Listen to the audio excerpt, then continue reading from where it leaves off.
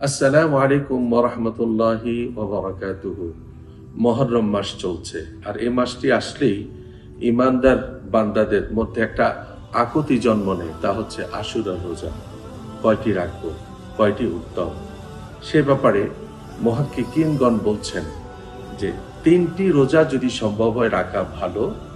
একটা হচ্ছে 9 তারিখ, আরেকটা হচ্ছে 10, আরেকটা হচ্ছে 11 তারিখ।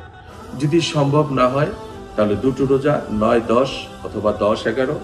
আর যদি একান্তই সম্ভব না হয় তাহলে একটি রোজা।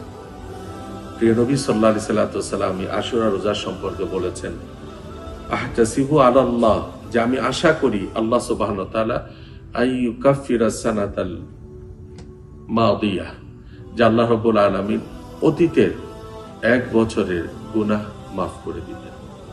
নিশ্চয়ই আমরা এই ধরনের সুযোগ হাতছাড়া করব না। ইনশাআল্লাহ আমরা চেষ্টা করব এই আশুরার রোজা রাখবার জন্য।